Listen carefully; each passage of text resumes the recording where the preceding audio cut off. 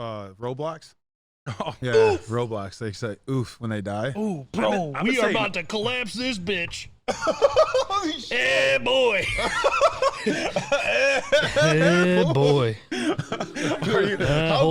How bendy is it? I'm a 300 and something pound man. I'm going to fall through this motherfucker. You're not. Stop. Bro. What is it? What's the numbers? It might, dude. The numbers, I'm probably 310. No, you're not. Swear to God. Really? Yeah. You're $3 bills. Yeah, $3 dog. Man, it's finally nice to meet somebody. Yeah, That's $3 bills. man, $3 bills. You don't look $3 bills. Oh, it's in Honestly. the goot. It's in the goot. Oh, okay. The gut. Yeah, you got some thick bones. Big something else too. Yeah. Hey, how's your audio? Does it sound Good. not Good. too loud? No, I can deal with it. Okay, I just can- No, we're talking. Yep. Actually, make sure it's on your left ear. Sounds Nice, really right? good. You sound great, does it man. have like a this is like auto balance or something? Auto Like, balance? What do you mean? I'm sorry. Does it have like an equalizer in it? So like if you're talking too loud, it kind of Technology shit. Negative. It doesn't. Well, yes, to a certain point. It'd be like a noise gate, what they call. So after you don't talk, it will try to dim it down. I got you. However, Yes. we're still rocking. Oh, you guys probably didn't hear that. I like that one. Bad When words. I was listening to that and that, I swear to God, I thought that was Jermaine Dupri. Who? Just now? No, the pilot. Oh, okay. I thought that was Jermaine Dupri, bro. I was like, You have a radio voice. He does. Yeah. Yeah, you have a nice voice. I feel like you should like fucking say he scores or some shit. Yeah, you do. You got it. Got me all amped up. I'm gonna come. Anyways, welcome back to another Mixed and Moderate Patriot Podcast. It's your boy, Kevin, and today we're here with... John. Yeah. Welcome, We're doing man. that. All right. Yeah, we're starting it up. Put me Episode right on the 2. spot. Get Yeah, loose. episode All right, 2. Lucy, I would Lucy. say drink what you brought, but No, that's for you guys. Yeah, man. Yeah, well, thank you. We're no, going the to thing is, dive though, into too, that. The thing before I say that is turn we're that currently filming behind Van Buren Township Police Department. So if we started consuming this, they'd probably go, oh, there's that No. black dude again. Let's go get him. It's a get Kill him. Shoot, empty your clips. Just kill him. Drinking nice in public. Yeah, man. Yeah, Jay. I mean, Jay hit me up. We just recorded our first episode. Man, We that's did. wins fucking me We up. And he goes, "Hey, look, I got a guy. I've got a fireman friend who wants to come in and rock some shit." Public servant. Yeah, Rock public some servants. Public servant. A public servant, our first guest. All right. I mean, I like it. Actually, Thanks, you know, man. this was great. Seriously. I was super excited. I mean, this is a privilege. Yeah, man. Oh, Hey, wow. seriously, Thanks, I man. appreciate that I too. was really That's nice. excited. Well, You know, you- it took me by surprise because when I first I was just giving you ideas. I was like, hey, Yeah. talk about this next That's time. kind of how we If you have started. any questions, let me know. Yeah. But then you're like, you know what? We'll just have you on. I'm like, Yeah. well, let me think about that. Yeah, for sure. I mean, obviously I get it because obviously, working for the government, you know what I mean? It gets a little hairy, right? Like when you're thinking to yourself, am I going to put myself on TV? Do I have to talk to my public information officer first, or do I have to do this? And like I said, as long as you're saying this, I'm not representing the agency. No, I'm not I'm- speaking for the agency. I'm speaking for John. I'm speaking for myself. As a public citizen. Exactly, because you know what the greatest thing about this country is? The Constitution. The Yeah, Constitution. no, yeah, for sure. You got a cue I on agree. for that? Like a Yeah. fanfare or Ha some ha. shit? I don't know. I actually don't have anything up. I was good. You should use the one that I says got I'm. friends that are homosexuals. That's about There, it. okay. Ooh, Okay. well, I like the one that says I'm going to come. And that's sad. because- I'm yeah. a friend here today, so Yeah, the Constitution is a great thing. It's written by white colonizers, they'll say. Well, we should yeah. just- I mean, of course they Yeah. were, they but they happen to be colonized the greatest fucking thing ever known to man. Yeah, which now benefits everybody. Isn't that Yeah. weird? Yeah. On the first episode, we talked a lot about the LGBTQ plus, and I just got a really funny thing. I looked at through Instagram. It was is this black dude, and he was filming himself. He was just like, "Do you agree with LGBTQ?"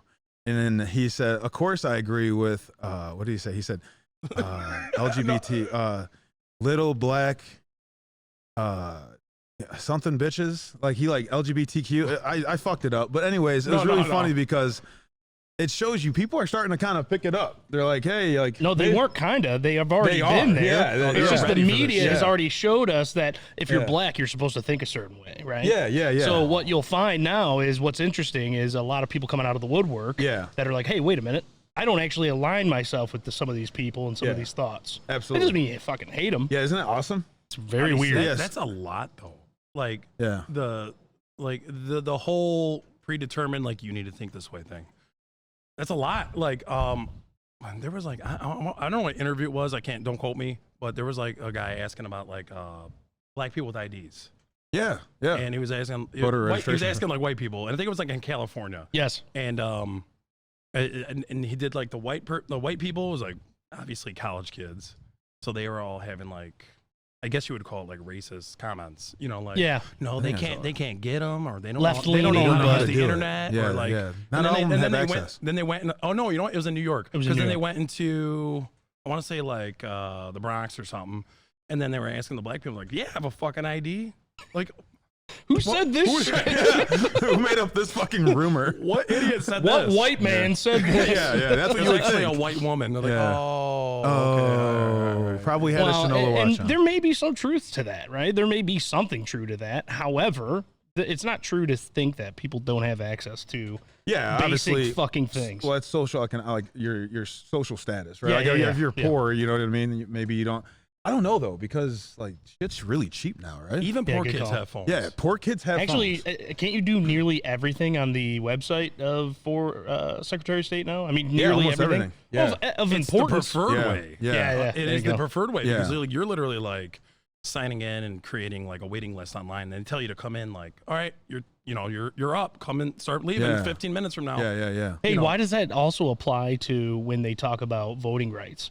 Right, like people in rural Alabama. Oh, it's a problem now because once they get rid of this area, nobody's going to be able to drive to go vote anywhere. And it's like, I mean, it's just obviously it's clearly something that just script up because it sounds pretty. You know what I mean? I guess and it may it's a hold part. some truth. It may. I don't Of know. course. I mean, the truth is not everybody has access to everything.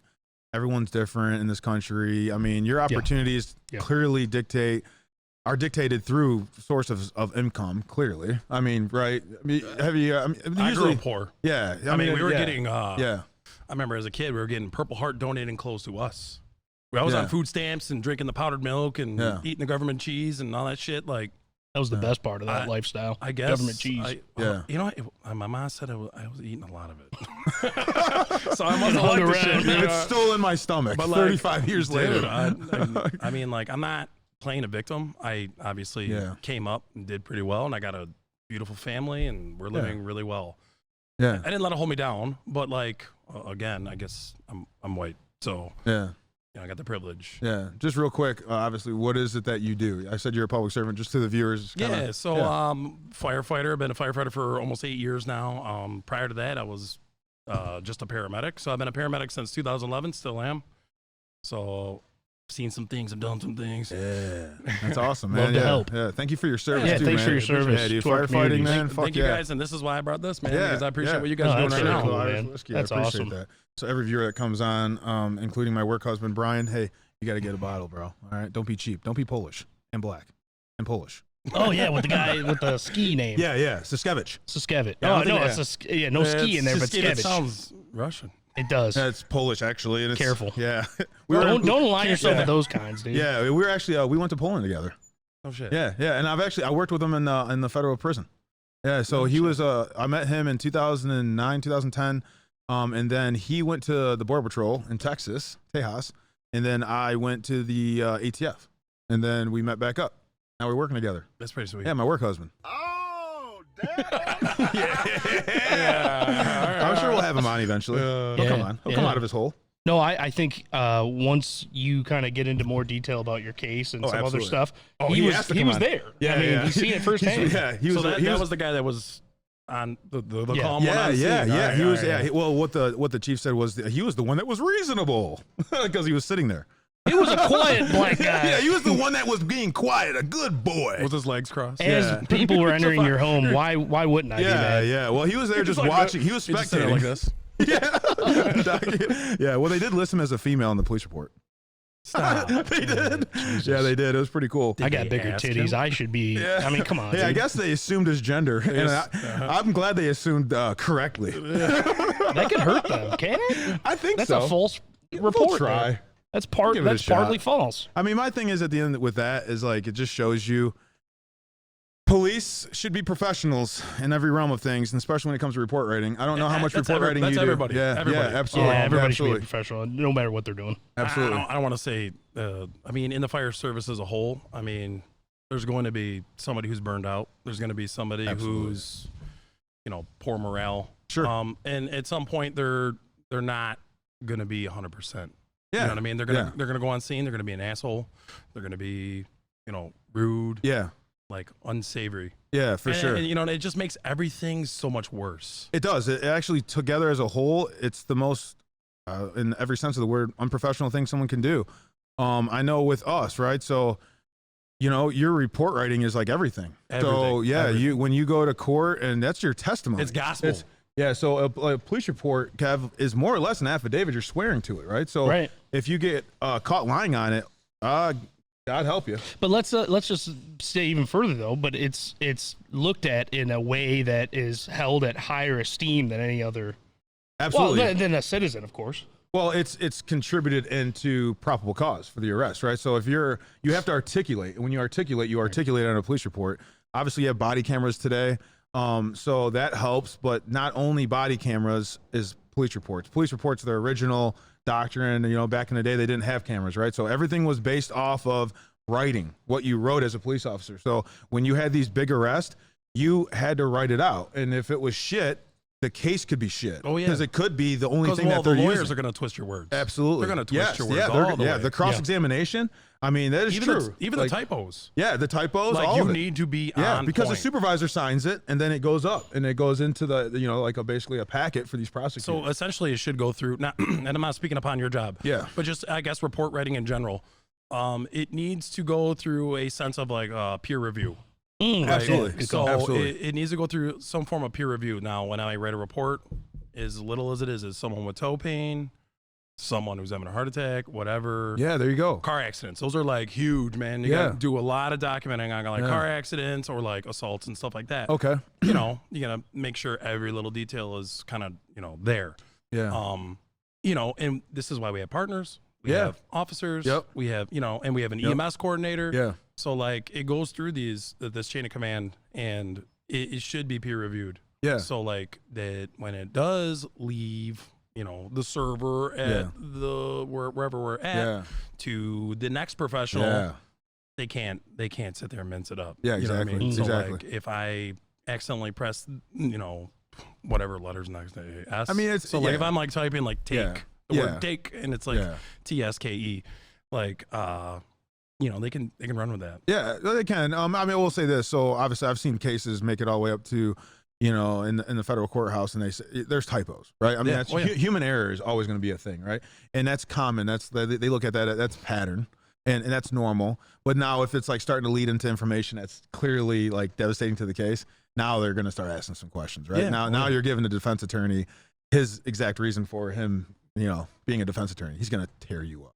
And it's important every chance I get. That's and what does it go back to, right? And then we spoke about this in the first episode and also in the pilot. I'm gonna block with my body. Yeah, there you go.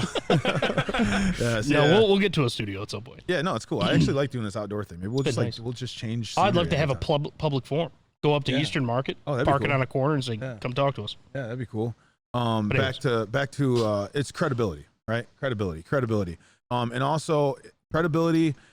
Not only is it the most important thing for a law enforcement officer, I mean, I'm sure credibility can go into the fire aspect of things, right? Or anything. I go back to, remember when we spoke, it was anybody that is a public servant or a government, right? Right. It's credibility. We want to be able to, the public has to be able to trust you. Yeah. And especially a firefighter, right? I mean, that's like the devastating. I mean, when not just in a fire situation, but like you said, you spoke, and every firefighter is a paramedic.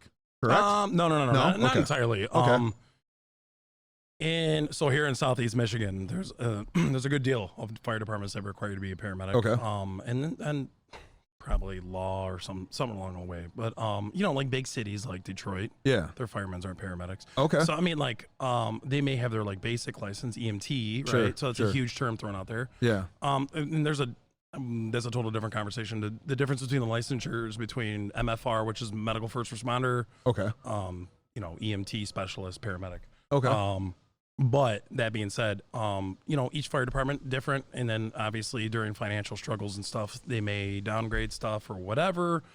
But not all fire departments, not all firemen are paramedics. It just so happens that I have that I am. Yeah, you know what I mean? Yeah. So what I was kind of more hinting at was you guys are still first responders. So when they call in something and say obviously a fire or anything, you guys are the professionals, one, to put out the fire or the source of danger. Yeah. Right. Oh, yeah. So I mean, it could be anything, electric, stuff the like little that. stuff, man. Yeah, It could be for anything. sure. Absolutely.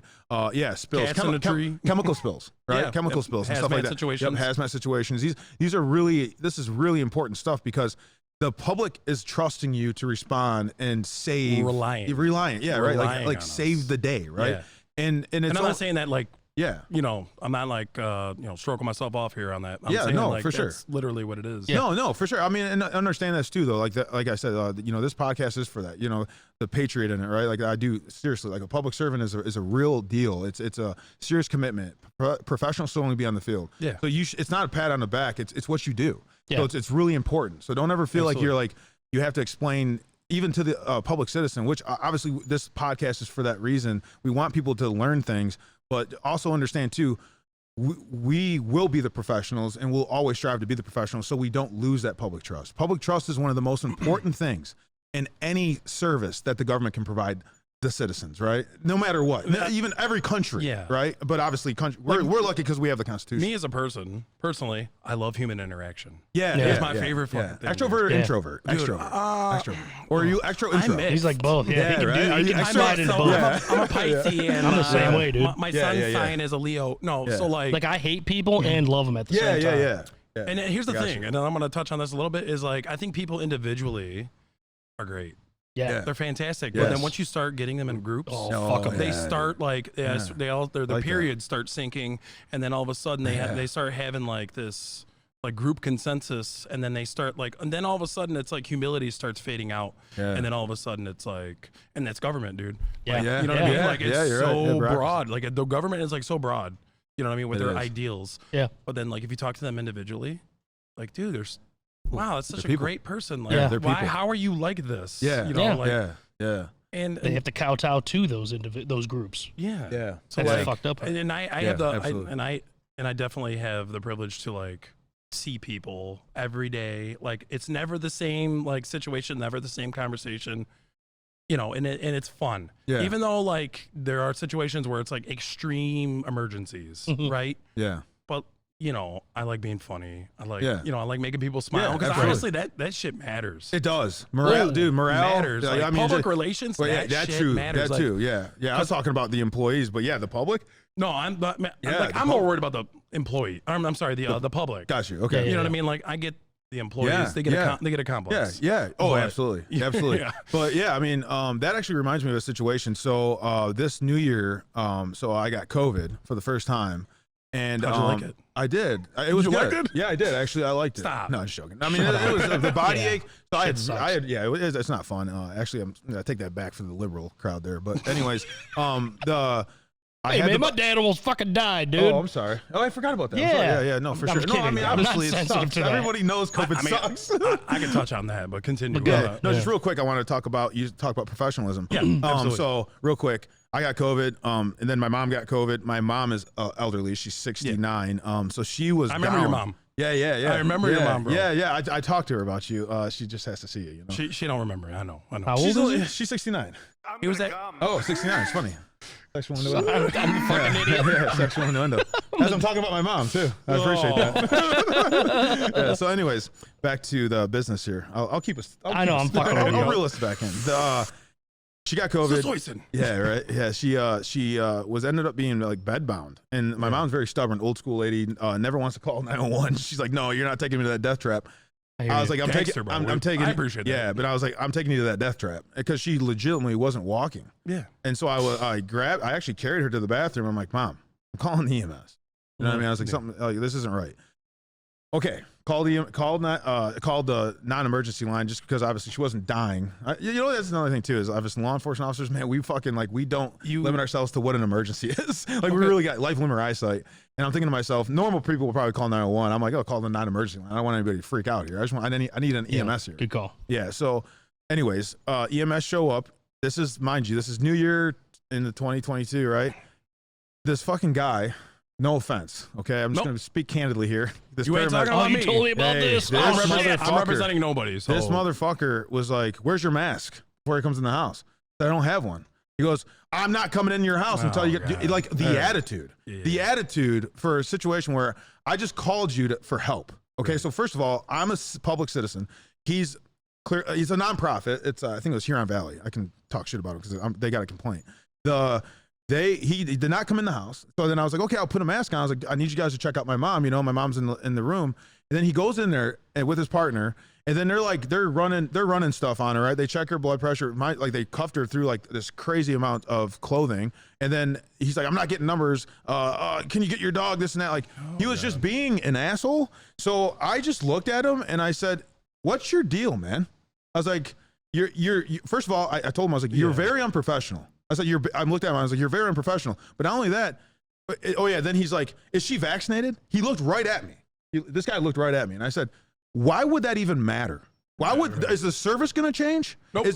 Thank you. It shouldn't. Yeah, it's not. No. But is it, right? And then that's where, that's called public trust. Now the public is losing trust in this individual I'm relying on to help my mother. So it's very serious. Sir, right? why are you black and in this white woman's home? Yeah, right. That could have been next. He might as well have asked that. I'm just saying that was coming next. Yeah, dude. that should have came next, and then maybe Fucking after troll. that a hard R. Yeah, I want to hear a hard R at least one good time in my life. Yeah, I'll give it to you, man. Dude, at that if you point, want, he was I'll so sacrifice unprofessional. my life. He was so unprofessional. I would have expected a hard R. That's how bad it was. Oh. So the truth is, man, like you said, it is 100%. It's so important. It's so important, so necessary. Why you don't have to be like that. If you're having a bad day, you know what we always tell our partners? Hey, man, take a day off, dude. Or hey, man, let's go to the gym or let's go do something. Stay away from the job. The job is not something you need to be doing right now. We definitely can talk about like decompressing. Yeah, and that's I mean that is huge in just public safety in itself. Absolutely. You see some shit. You know, yeah, for sure. It wears on you. I'm not saying very people stressful. don't. Yeah, I'm not saying it's not normal. Completely. No, I'm not saying that. But what I'm saying though is, again, it goes back to the professionalism, right? Yeah. You can't do that because when you do that, what you're doing is now the image in Jason's head is the next EMS driver. If I ever have this situation, is it going to be bad? Right? Is your lasting impression. Exactly. Like those YouTube videos of George Floyd and the Breonna Taylors. That's what people see. If they don't have an interaction with the police officer. And this is why PR matters. Very important. It's PR matters. Like, this is your job. You know what I mean? And then, like, it's almost in the job description. I mean, outside of just plainly saying it, like, you need to be nice and kind. Yeah. You know what I mean? Because, like, fuck that. Let's just say thoughtful. Or I would just the situation. I would say professional. Respectful. I would say professional just because obviously nice and kind is subjective. Professional is almost subjective, right? I mean, almost to the point where it's subjective just because professional is the job. Do your job. It is. You know what I mean? It stays to the job. It's scoped. The scopes are narrowed to the job, not your biases, not your own opinions. You have a job to do. Policies and procedures, right? You follow them. Yep. You follow them. I'm sure you have many of them, right? Yeah. And they expect you binders. Yeah, exactly. Binders of that they shit. They expect you to know them, and if you have to think like a second thought in your head that is this going to violate policy? It's going to. Don't do it. And that's what we're trained to do, and I'm sure you're the same way. You know what I mean? I mean, it's hammered from year one. Yeah, you know, absolutely. In the academy, it's right? gospel. Yeah. It's, this is it. Like, this is your go-to. You do your job, whatever you learned in school. There you go. The schoolhouse always goes back. But this is this job. Yeah. You know what I mean? So like, I understand what you learned in college. Yep. But this is this place because it's catered to, your direct environment. Yeah. Yes. Absolutely. So which is when you start to think about it, because everything so much wrapped into that. Right. You can't just like with a broad stroke of a brush. For sure. Nothing is the same. You're not going to patrol the east side of Detroit the same way you would there you go. Belleville or whatever. I'm trying to think of whatever. I give you an example, and this comes to this is an example of like rapport. right?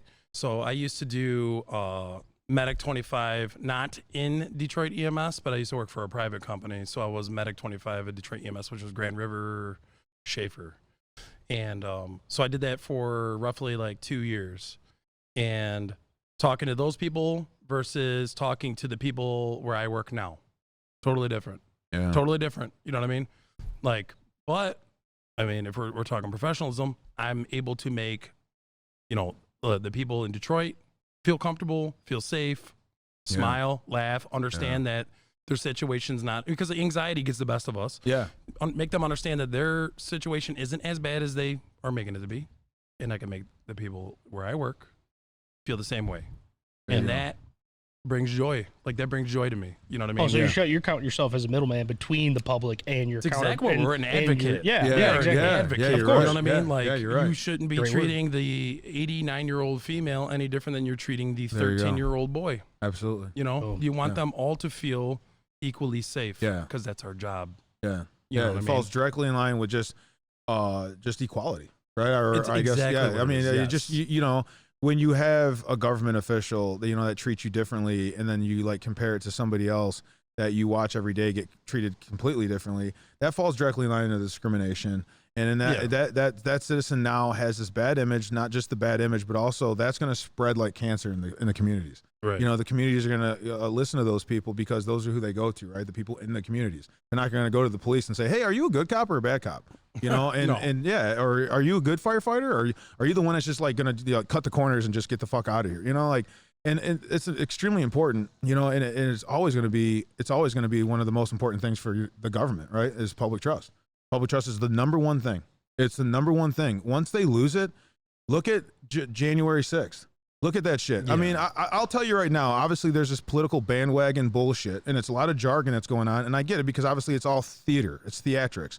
But I will say this, as a moderate, or I guess what, you said conservative small C? Small C conservative. Funny. That was funny. I've had like a lot of people tell me that. You're in the nosebleeds, funny. bro. Yeah, so, and I'll say this, even if you are, I know a lot of diehard Trump supporters, and even they were like, I mean, it's just, you didn't want to give them that ammo. You gave the Democrats ammo, and not only that, that's not a good look. Did you though? I'm going to interrupt because, dude, have you seen the fucking posts today or lately, last week or so? Burn it all to the ground. Absolutely, fucking kill everybody. Hey, let's release the fucking exact point at which you can find the homes of these people that voted for this, or I'm sorry, to tear down whatever legal shit they had.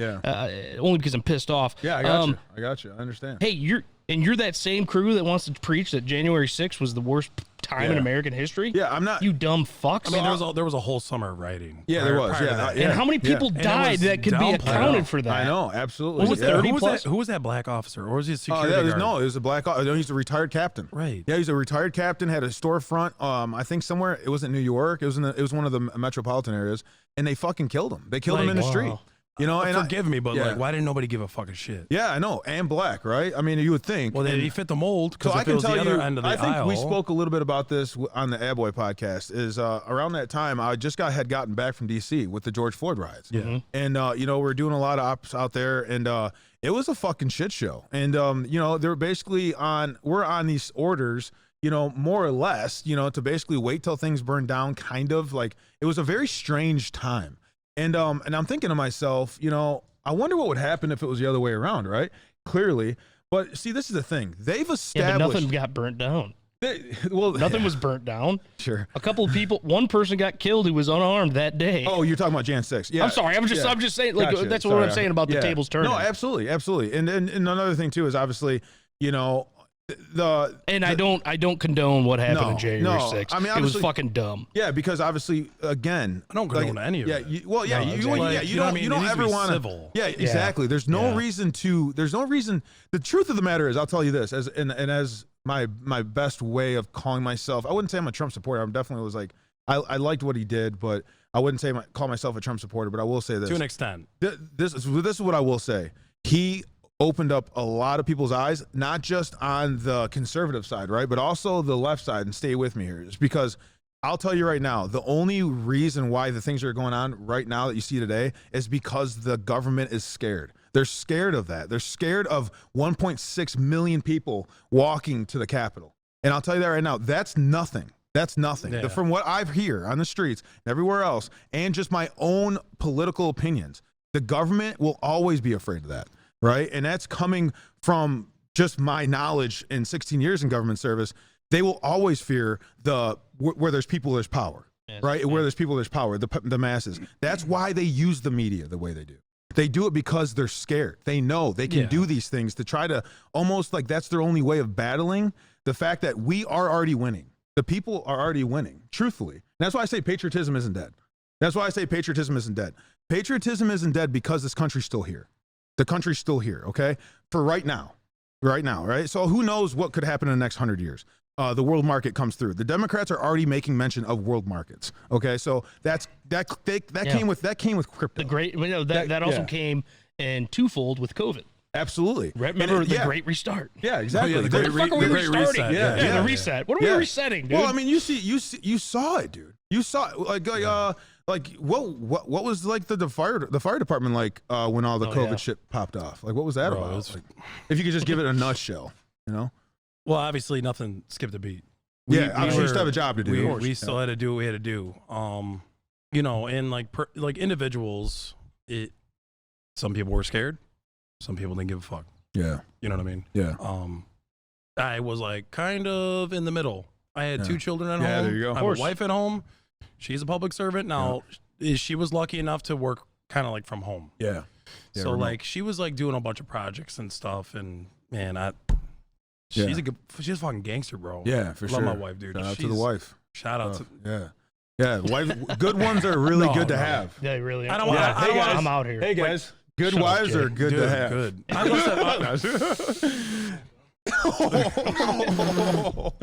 gonna have to edit that one. Don't out. like that, dude. What's the time on that? 31 minutes. That's a wrap, man. I'll know it. He winks at me. But like, I digress. I should have said that. I mean, I think it's kind of funny, but I want the litigation to be at least down. It's got to be down. Yeah, we'll release like we gotta get in front of it. the bloopers. But anyways, you have a great wife. Yeah, I do. I don't want to like take away from the subject, but I do want to mention that. No, the family's important, man.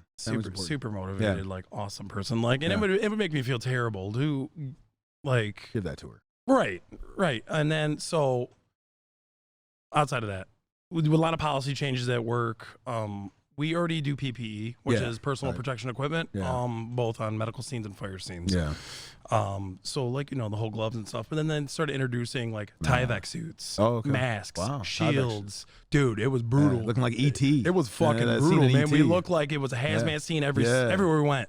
In the middle of summer, we're fucking drenched, bro. Damn. We're fucking like dripping, bro. It was nasty. And then like we had to stay in uniform.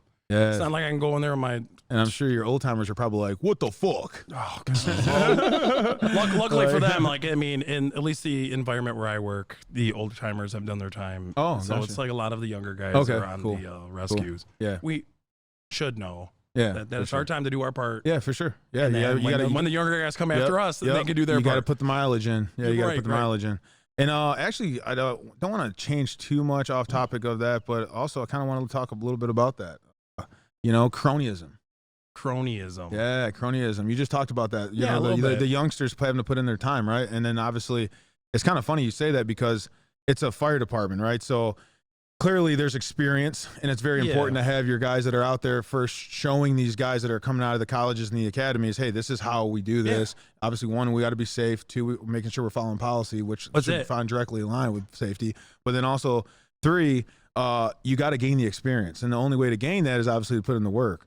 However, show us you want to be here. Yeah, show us you want to be here. But the truth of the matter is too, you know, speaking with the new generations coming through, a lot of these guys come out of the academy, at least from what I see in the law enforcement aspect, a lot of younger guys, man, Gen Zs, right? Yeah. So it's like, oh, dude, like it's like trying to it's a culture shock. Yeah, it is. And they don't want to put in the work. They don't want to learn the actual policies and procedures. They just kind of want everything handed to them. Instant gratification. Yeah, instant gratification. That's what it is. But also, this is what I will go back to speaking on cronyism. It's not just cronyism. Obviously, it deals with experience. It deals with agency. I call it agency culture, right? Okay. So obviously, every field office, at least in the law enforcement or the police department, you know, they have culture. They have a way of doing things. Yep. And obviously, it's never going to be something that's completely irate bad, right? So I guess another way of saying like the chief wouldn't say, I'm only going to hire you if you I don't know, touch my pee-pee, right?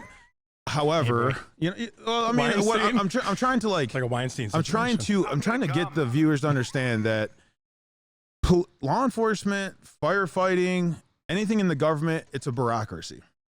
And that being said, is there's a chain of command, and there's a way of doing things. Now, if you want that next promotion, you want to work your way to, I guess the police department is detective, and the federal government, it's a criminal investigator, a special agent, they're called. You got to know people who can get you in these positions to at least to get a fighting chance of getting the job. Okay. Now, that being said, it's not always what you know, it's who you know. So that falls directly back in line with that's cronyism. the PG version, but yeah, exactly. It's a PG version. It's not who you know, it's who you blow. Yeah, you can get that way too. And I'm sure that's any job. Yeah, but cream always rises to the top, dog. Cream rises to the top. I don't know. I never tried it. Unless you bitch. You know what I'm saying? Yeah, it's true. If you're a complainer. If you're a guy that's just always fucking. But even those complainers, though, they might have a cousin that's like in the top with the brass. And there you go. They get those. They get connections, those. They get those spots. Yeah. So, what I'm getting at to kind of quit staring around the real topic here is that's something the public should definitely be concerned about. Yes. Because that leads into, okay, if they're doing that, what else are they doing? Right. You know what I mean? And what else will they hide? Right. And not only that, okay, say, I was with the ATF a little while. Say the director's son was in a bad shoot. How much is the ATF going to do to make sure the facts come out? Right. When it comes to the director's son who works for the agency, control the narrative, right? Yeah, right. It's it's what it steers into a conflict of interest. Yeah, and it definitely steers into it's public trust. It goes back to public trust. Yeah. Like, what are they doing? Like, okay, he's the director's son. He got into a shooting. Is all the facts going to come out, or is the ATF responsible for the investigation? Right. So these are important things, and the reason why I talk about that is because I definitely want the public to understand that that's something that's ever going. It's almost like it never ends. It's almost like, from what I've seen, it goes from one where there'll be like a discrimination suit or case, and then what will happen is that top manager, field office director, special agent in charge, chief of police will just be removed or forced retired, and then another one will come in, and then more than likely the same thing will happen again. It might take 2 years, it might take 5 years, but it's going to happen again because of the culture. There's a little difference between like law enforcement and fire. So we're more. I don't want to say like family. Like we're family oriented. Yeah, Really you guys are like living together. You guys are like we're living a lot together. more close knit. Yeah. And I can say from my personal experience that definitely where I work at is a lot less, if not at all. Really, honestly, like as far as cronyism goes, that's good. And there's a lot of acts in place and stuff to eliminate discrimination, sexism, all that other stuff. Yeah. And then when it comes to promotions, like it is very fair. It is very fair, right? And then then you get the people micromanaging and trying to say that I don't like the way this goes. I wish it was more scenario based or whatever. But I digress. Where I work, it's I don't see it. Yeah. At all. Okay. But like when you start going larger scale, big cities, whatever, where you have a lot more members to deal with. And again, I mentioned this before. I don't know if I said it on here or talking personally, but like people individually versus people in groups. Yeah, absolutely. You know what I mean? So when you get a bigger group, there's a lot more room for people to kind of take shit and run. Yeah. So again, I work for a smaller city. That doesn't happen. Yeah. But like you get, I guess, name drop Detroit. Yeah. You've seen the headlines. You've seen some headlines. Yeah. Like, what is the largest fire department in Michigan? Oh, good question. I would assume Detroit. I ain't the one. It's got to be something in Detroit. I would assume Detroit. So Detroit is they have precincts. They have precincts, just like the police, right? So they have like numbers, like number. Right. Number, yeah. They have to. That's something we have to look up. Yeah. Yeah. We'll plaster it on the screen. Right here, Kevin. Yeah. So I mean, you don't have to. But I know Detroit is a big city. It's like 100 and don't quote me on this, but like 136 or something. Wow. You know what I mean? And there's like little cities like Hamtramck, and for sure, Highland Park, and all that in the middle of it. But it's a big city. Yeah, absolutely. Yeah. I want to say that might be it. Yeah, I think I would assume. That really might be a good assumption. Because like Flint is pretty big too. Yeah. I don't know how big Flint is though. Yeah, Flint's small in comparison to Detroit, though. Oh, okay. Yeah, so it ain't Flint. Yeah, especially when it comes to population, structures, and houses. Yeah. I would think residential. I mean, they have a lot of target locations in Detroit. A lot of target locations in Detroit. Yeah, I remember those arson. And they got the water and all that other stuff. Like the river. What do they call it? Angels Night? Devil's Night? Angels Night. Yeah, it used to be Devil's Night. I still call it Devil's Night. Yeah, Devil's Night sounds cooler. Yeah. Devil's Dick Night. What access do you guys have to, whether it's therapy or ways to cope with the job? Like, what access do you have? Like, what can you do? So, like on the fire side, we personally, again, like, I'm gonna keep saying praise, man, because I love my fire department, I love my city. You know, we have a peer support group, right? So we have trained guys, and this is man to man, like employee to employee, fireman to fireman. We do too, yeah. Right. It's almost, if you call it again, chain of command. Like you're talking to just regular dudes who may have been on the same call as you, or something similar. So you're talking to them, and these are guys that all walks of life. They've been through divorce, or and it's more than just a call. It's anything, stress. Yeah. You're feeling down. You feel like human. I'm not gonna go to the extreme of like I feel like I want to kill myself, but anything, dude. Yeah. Anything far and few between. Like if it's like you just had a bad night, I had a bad night last night. Yeah. I was motherfucking on the way to the truck. Yeah. But I still put that mask on and make sure everybody's happy and safe and whatever. When I get back to the station and I'm like, fuck it, I'm kicking shit and all that. Yeah. Like, You're human, man. And They recognize. So I'll say this: the government. I will say this when it comes to at least the federal government, and I've heard of a lot of good programs on the local side. Peer support is always a big thing.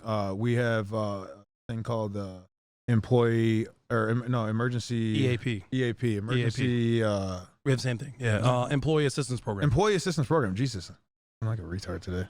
But anyways, maybe I need it. Maybe I need EAP. Retard. Talk to somebody about how I'm fucking retarded. But yeah, it's really cool. It's always available. They let you know. They know. It's also cool. Is really cool too. Is it's confidential. Yeah. So obviously, if you talk about harming anybody or anything like that, they have requirements, just like a doctor would. But it's really cool because those are individuals that are peer support. They actually have confidentiality too. So that way you can at least be a little bit more candid than you normally would, right? Especially when you're a law enforcement officer or any public servant, is because if, like he said, you start talking about harming yourself and everything else, the first thing they're going to be like, well, anybody who talks about harming themselves that thinks about it in their head isn't going to say it because they know they're going to lose their job and they're not trying to lose their livelihood. Now, some people, they're past that and they will do that. But so it's really, really important, because obviously mental health falls directly in line with professionalism. Right. It's very hard to be a professional if you got dealing with a lot of mental health. We're held issues. To a higher standard. Yeah. We really are. Like, you know what I mean? Yeah, like for sure. An average citizen, could have a bad day, go through the day, talk to their family, whatever. No big deal. Like, I'm not saying it is a big, I'm sure people think it's much bigger than that. And I'm not downplaying it, but I'm just saying, from my perspective, they can say it free will, say whatever they have to say. I want to kill myself or whatever. I may even transport them. Yeah. And it's what it is. And I comfort them. Same thing. Like, you don't want to do this. You know what I mean? Like, you don't want to go through this. This is, you have family, kids, whatever, blah, blah, blah. But like, when it's almost like, I'm not saying that I'm like Superman, but I'm saying like, Superman will save people, but who's going to save Superman? Yeah, there you go. Yeah. You know what I mean? Well, you got to be an individual that's got their head on straight. Right. You have to. For your, for you're engaging. For your life. Yeah, well, and in public engagement, right? If you got a hot bomb that's you're releasing out into the public, and that person's got authority and responsibility, Jesus. Oh man. Especially with a badge and gun, right? Loose cannon, that's worse. Yeah. I've seen some crazy shootings from local police.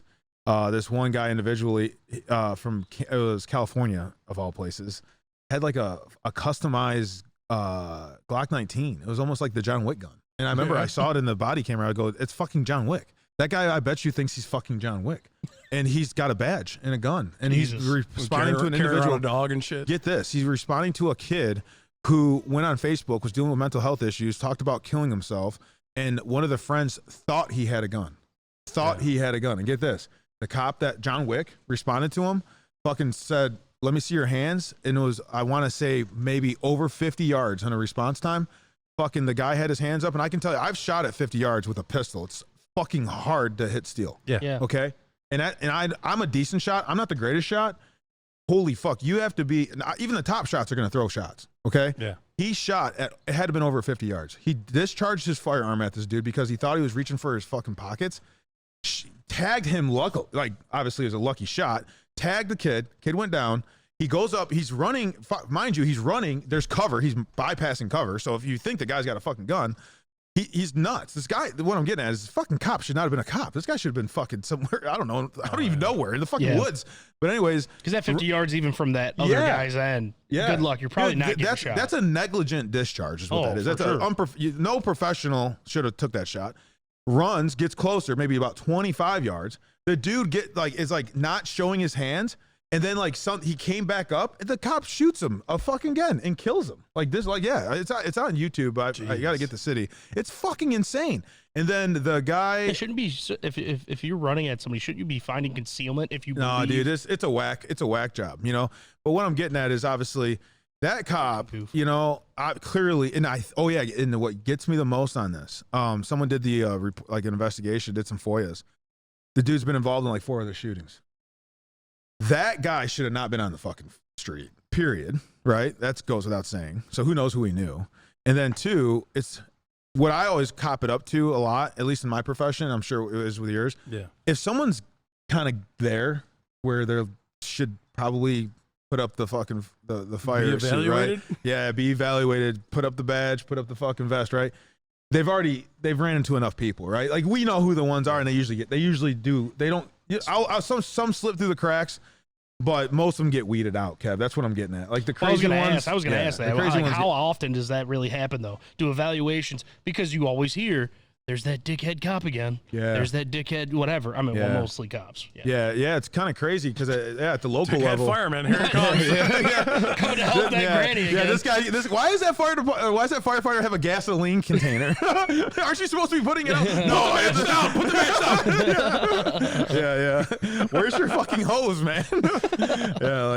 After a while, you kind of figure it out. But I will say, people slip through the cracks. It's an imperfect system. Yeah. But again, mental health on the professional side is 100% falls directly in line with professionalism and everything else. I mean, you usually know who the ones that are having issues. Look, man, you want to hear a fucked up story? I kind of asked you about that question about support systems and what happens to the professionals that need help, because obviously you guys you see the shit all the time. Yeah, I'll dial back in on that again, like more thoroughly, But my father, who was within the same district we all grew up in, well, for the most part grew up in, watched a kid set himself on fire. I heard of this call. Put him out. Helped put him out with a bus driver because everybody went and threw blankets on him. Wasn't working. So they had to specifically put was a fire. Like a fire retardant. Like the blanket. It was the blanket to smother it, to smother it out. And that was the only thing that got it. Well, he didn't see him. He's seen the kid hanging out around this area. He said he went up to the kid after they got him out, and he was still talking, still breathing, and he looked like a corpse. He thought he was a black man. Damn. He was talking. He was actually a white From what kid. I heard, he was talking all the way to the hospital. Yeah. Wow. This happened literally, I think, less than 6 months before I got hired. Wow. Yeah. And I brought that up because the coping, right? My dad worked for the school district that this kid was in front of. He was trying to get back into school so he could join the military, because the military just doesn't take anybody anymore. He left school, and they're like, hey, look, you're not coming back, from what I've heard. This is the rumor on the street. And the poor kid felt devastated enough to take his own life through means of self-blaming whatever. And my dad is forever affected by that because he talked to a kid who he thought was dead. Like, he was like, this is a dead guy talking to me, telling me this was a failed suicide attempt. In fact, he did pass, but this is the weird part. So he goes to his people inside the school, and he said, hey, look, I witnessed this. This really affected me. My dad used to cry to me about it, man. He'd be like, hey, this is really fucked up, man. He's got kids. Yeah. He knows kids. what's up. Yeah, so he felt really kids. bad. The school tells him, just go talk to one of the school counselors.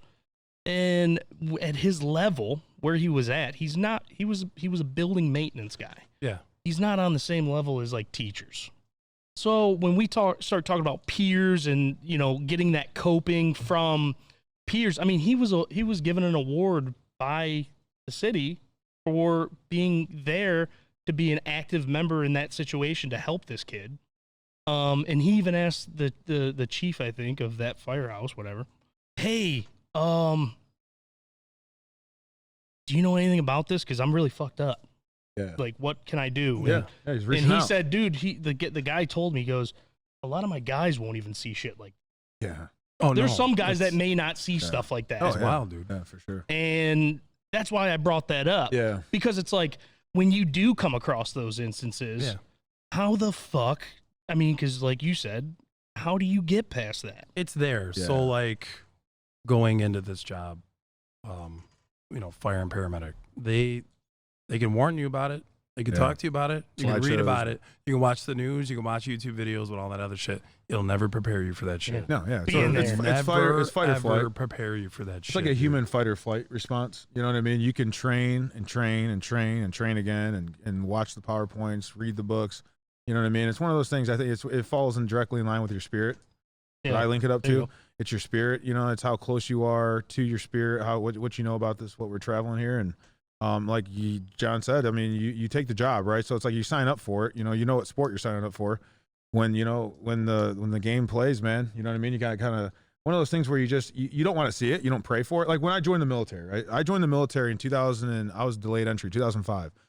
So I joined the Army, and I remember they had the death toll of the soldiers at that time on every news channel, right? Every news channel had tickers. Yeah, it was tickers, like where legitimately the death toll of our U.S. service members was that died in Iraq and Afghanistan. And I remember thinking to myself, like when I had my going away party, all my friends were like, "Why do you want to just be one of those numbers?" You know what I mean? Like, why do you want to just sign up for that just so you can be another ticker? And I said, "Well, I'm not doing it for that. I'm not signing up to die. I'm signing up to fight the war." And I never looked at it like that. Obviously, it's in your head. Yeah. You're like, this could Back happen. of your mind always. Yeah, this could totally happen, right? Every time we do a high risk warrant, we go into these houses. I remember the one in Akron, Ohio. Akron, Ohio is fucking ghetto, man. It's rough. It's rough as fuck. And so, the thing is, just like when I sign up for the military or whatever, you have to understand that you may be exposed to this, and it's not even just may. These things happen, right? People die. Shit's really rough, right? Especially in fires. I can only imagine. I know with ATF, I remember there's an investigation or there's a shooting the day before Christmas, and like this little girl, she's a little older than my daughter's age. And I remember I was going through the photos or whatever, because we were just kind of wrapping things up on who was doing it. And just looking at the photos, it didn't seem real. It just didn't seem real because I wasn't Jason anymore. I'm Jason that's a father to a little girl. And I'm looking at the investigation photos and stuff. And it's a little girl who's dead, and she didn't even see it coming. And then you're thinking to yourself, how could someone do something like that, right? What human would be able to do this? Yeah. And the truth of the matter is, this stuff does happen, and there's not going to be an answer for that question. Okay, there's not going to be an answer for that question because that's above all this. Right? That's above all this, and we'll get there. I'm sure it's probably when we're all, hit those pearly gates, whatever your beliefs are. But I'll say this to say that is, I rather be involved with trying to prevent those bad things and try to find solutions to prevent those bad things and try to bring dialogue to maybe find those solutions to these bad things that happen, instead of just sit around and say, that sucks. Sad. That's sad. Yeah. Just like when I joined the military, I did it because I wanted to be something. I wanted to be a part of something that was bigger than just myself. I remember trying to volunteer stuff. Volunteering just seemed kind of cop-outish to me, like going to churches and serving soup. Because I'm thinking to myself, the truth is, like, anybody could kind of get their food. I looked at it like, I need to do something that no one else is doing. I need to do something that might help something somehow. And I also want to learn. I want to teach myself That's the best more thing, things though. about life. Learning, bro. Learning. Just leaving what I knew and do something completely sporadic and different that would teach me things. Right. And that's what, kind of service is. I always go back to this, and I'll end it like I'm blabbing away here. Public service, dude, is really what I'm talking about when it comes to the professional. Like, have you ever met anybody that was a professional athlete? Or I always go back to like a hockey player. I don't even know personally any NHL players. I know of one that's like a cousin of one. And the amount this fucker trained and dedicated his life to the sport ice hockey is beyond anybody's recognition. Yeah. Okay. And that's why he's in the NHL. Right. Okay. You don't just fucking get there, man. Like you don't, you do your part, you show dedicate, up, and that's it. man. Right. You put the fucking work in. And I go back to what I said in the first episode. Our law enforcement, firefighters, our politicians, anybody who works for the fucking government, be a fucking professional. And we won't have these problems. And that goes back to it. All your solutions come from dialogues, just basic thinking, not thinking for yourself, but thinking for other people. Right. You know what I mean? A service. Service is a calling, man. It's almost like the priest. It's a much bigger thing than yourself. It is. It's really so is, big. It's not about you. It's not about It's you, about man. them. It's not about you. When you're fucking putting in the miles, I remember in the military and also even in the law enforcement training academies, you want to be the fucking best athlete. You want to be the best physically. You want to be the best shooter. You want to be the best looking. You want to represent yourself the best. It's professionalism, dude. It's not just about being a fucking agent or being a fucking cop or being a fucking firefighter. It's about really helping out, man. Sleeping at night, like feeling good when you sleep. I fucking did something. I did something to help other people. And if more people had that, could you imagine what this fucking country would be? Could you imagine the village? There would be no need for police. Yeah, there would be no need for police because we will all be that. We would take the responsibility firsthand as a true village, and that's what it goes down to, man. And it's unfortunate that we're turned against each other. Ostracizing is people a are fucking sides. professional. People are Dude. sides. Yes. There's professional ostracizers out there, and they're fucking great at their job, man. They're great at their job. Look at us. We'll fucking fight each other to death over fucking Biden and Trump. These two worthless fucking people at the end of the day. Let's be real, man. Let's be real. They're fucking worthless. Yeah. They have no direct shit for us really as our people. Now, but they do, right? Because obviously he's the fucking president, whatever the fuck he is. I don't know. You're riding bikes and falling and shit. I mean, the truth is, who knows, right? Who knows? But at the end of the day, man, it's about doing what's right. We're all out here. We're all trying to do what's right. We're all trying to do our best. And I see it a lot more than what you see on the news, and especially working in the profession, you see a lot more interactions with the public, which gives you that motivation. My motivation comes from when I go to work and I do my job and it's finalized, and you just get that like feeling. You get that, okay, I got this guy off the street. This guy did some crazy shit, and it feels good. And he was actually convicted, not a fucking allegation, a fucking conviction. Right. You know what I mean? And those are big. Those are big for me. Now, the low-hanging fruit, that's what, law enforcement term, low-hanging fruit, the easy bust. I think I talked a little bit about it. The easy bust, man, if you're good about that, that's cool. That's cool because obviously litigation allows you to do it. At least what you think. Sometimes obviously they get sued or fucking who knows. I mean, I don't know if I told you about the Innocence Project. You know about the Innocence Project? They were on Joe Rogan. No. So the Innocence Project is like this organization in America. Just America, for American death row convictions, and the amount that they overturned, dude. Yeah. And now stay with me, okay? I am the strongest advocate of law and enforcement and rules and regulations and everything else. And I wouldn't necessarily call myself I don't necessarily say I believe in the death penalty outside of myself, because I trust myself. I know at least I would never put bracelets and see somebody that I know had a doubt in my mind that they didn't commit the crime, right? That's myself though. I don't know about the next detective or cop or whatever. And these motherfuckers are getting put in death row on these weak fucking allegations. DNA evidence is now obviously, why are we still hearing about DNA evidence, dude? It's fucking 2022, bro. Yeah. Like, this is fucking the future is now, right? Why are we still, you have to read some of these cases. And what got me the most, and I will say this, and I don't want to say, I say it with a heavy heart, no shit. A lot of fucking African Americans, man. Yeah. A lot of African Americans. And obviously, you know, there's a lot of social economic fucking deprivations. But man, I mean, some of these motherfuckers, you're looking, and these guys are walking out and they're happy.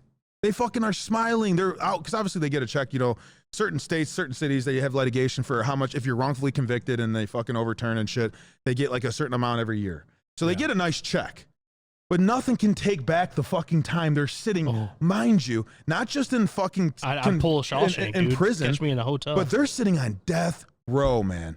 I have bullshit against me. I'm free. And the amount of stress that this fucking shit has done to me as a man is fucking crazy. Could you imagine sitting in death row for 20 plus fucking years, never knowing when you could die for a crime you didn't do? Bro, let me tell you a story. Bro. Hold on. Let me tell you a story. One time we were taking someone from the hospital, right? We were taking him, shit. No, it wasn't a psych facility. He may have been going to like a halfway house kind of thing. So it wasn't a psych facility, but it was kind of like a halfway house. You know, he had some mental problems. Team of the day. Yeah. But he was in prison for 10 years. He didn't know what cell phones were. Yeah, Jesus. He didn't know like these big screen TVs, these lights. He only remembered like the big ass tube TVs and shit. Yeah. And dude, this guy was crying. Yeah. And like not just those two things, but like he was like confessing all this stuff. Yeah. To me. You know, he just got out of prison like really, probably weeks ago. Yeah. It shows you, man. And he was like just going on, and he broke down in front of me, and he was a grown ass man. Yeah. And then I felt absolutely terrible. Yeah, you know what I mean? Like I was trying to, I'm trying my best. Yeah, you want to be like, professional. I can't necessarily connect with everybody 100% of the time. Yeah, for sure. Yeah. But I try my fucking best. So like, I'm sitting there, I'm like, you know, dude, like we can get through this. Yeah, you know what I mean? Like, even though like I know I'm not going to see this guy possibly ever again. Yeah. And it just is what it is. Tough, I really hate to say those lies, but like, sometimes people just want to hear that shit. Yeah, absolutely. So yeah. Listen, man, like I got you. Yeah. Like I'm rooting for you. I'm praying for you. You know, we'll get through this. The experience that I got, now, you know. Yeah, the experience that I received in the military, and also I worked in the Federal Bureau of Prisons. So in the military, I was I was a military police officer that worked for the military prison in the United States Disciplinary Barracks in Fort Leavenworth, Kansas. So I worked a lot in prisons, and Fort Leavenworth, Kansas, the DB, they have up to death row, and they all have all the way down to camp, which is like all your security levels. And then at Milan, the Federal Bureau of Prisons is a low, but they have a detention center. So those are individuals who are like pending the cases. So like Jeffrey Epstein would be at a detention center. He was at the Metropolitan. So that's like the high rises and stuff. So that's why he clearly killed himself, right, people?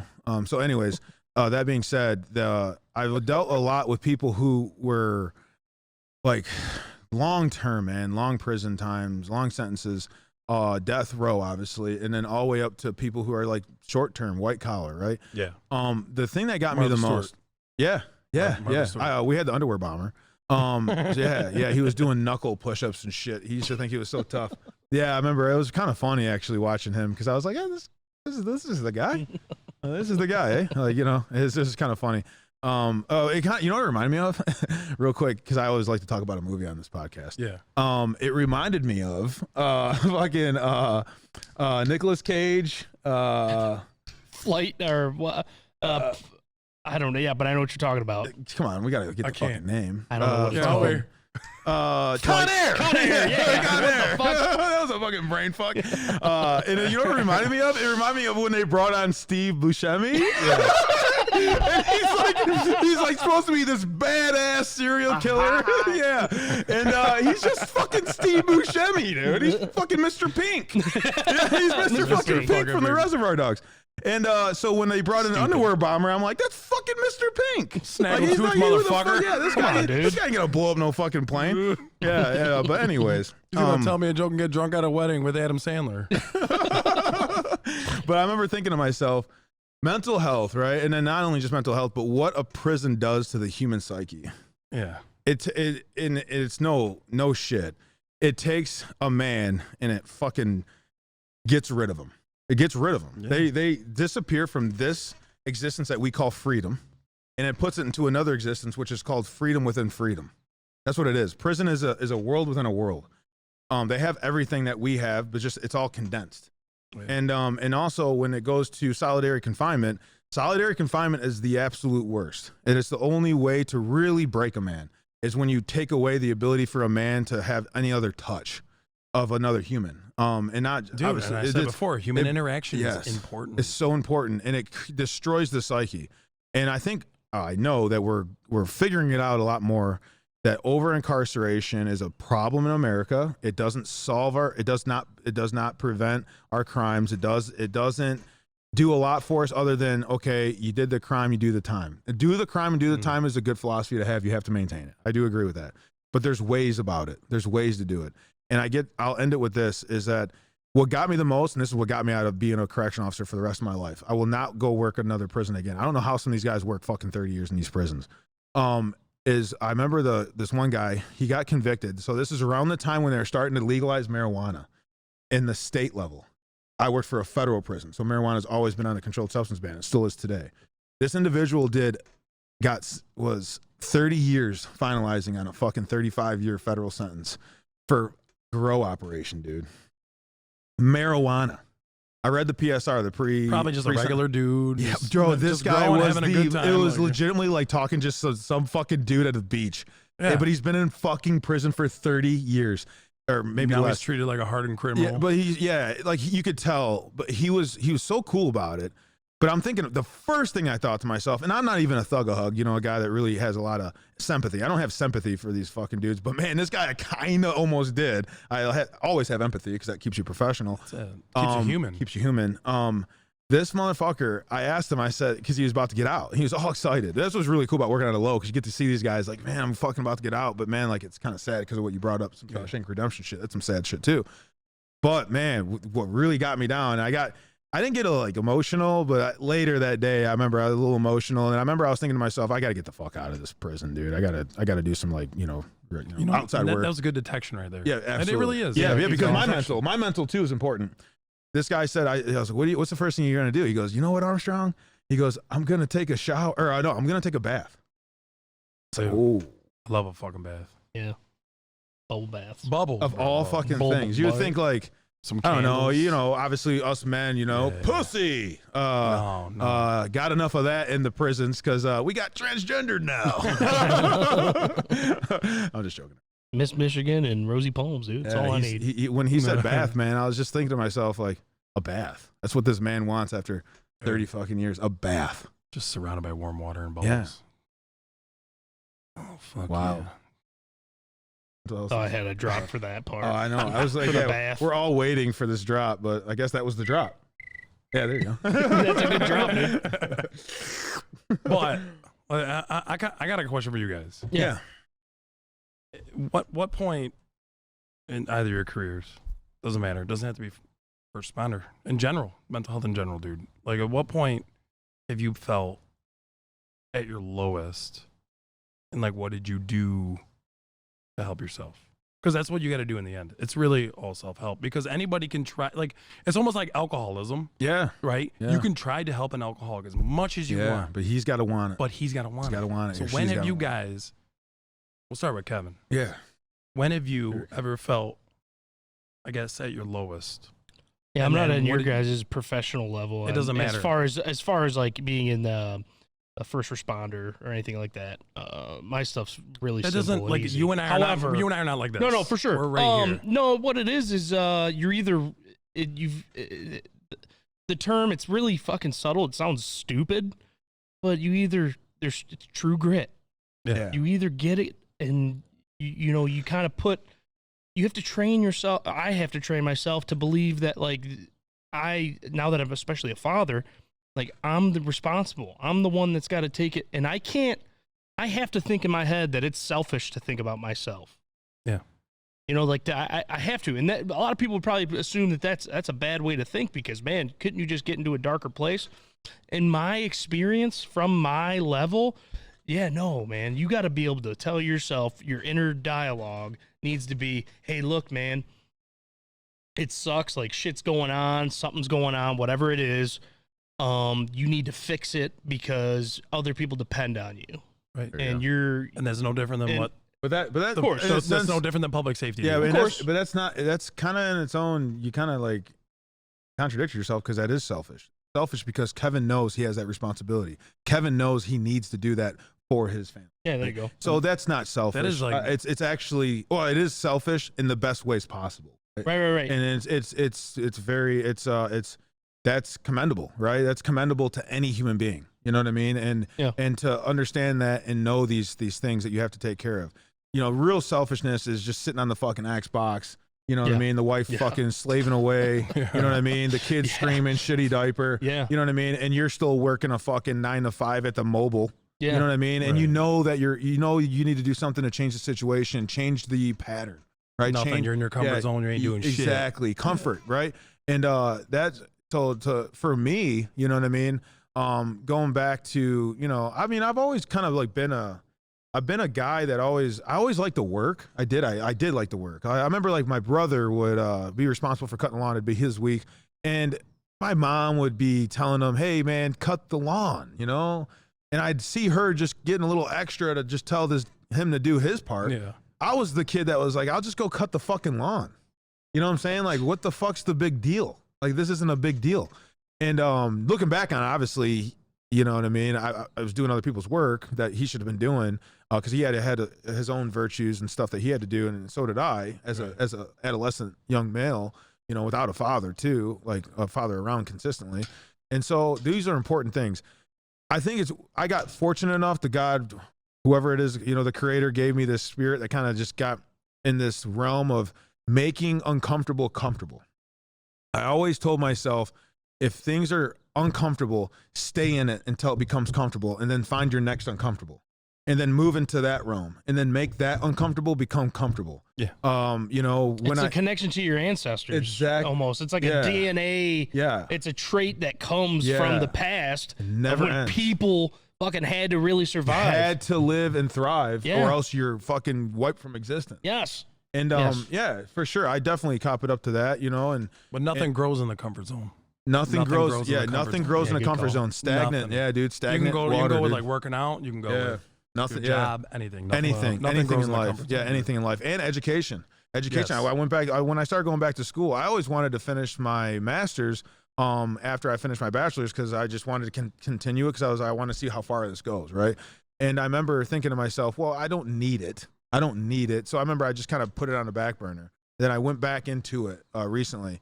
And you know, I was uncomfortable because I haven't written, I haven't done any type of like legit reading where I had to receive and actually input it into my fucking storage bank and then put it out. It was really scary, right? And then you're going, not only that, I was also scared about the big schools and the liberalism and all this other crazy shit that they were teaching, that I was going to be the guy that was going to be conflictual to that. And it's actually been a complete opposite. It's actually, they are liberal for sure. These top colleges are liberal, you know, University of Michigan, Eastern Michigan. They're definitely liberal, non-conservative education. They're stakeholders. Absolutely. That's where they're They're getting their money paying for from. that shit. Yeah. So. But I will say this though. I've been received with open arms, and it's really, they do like a good dialogue.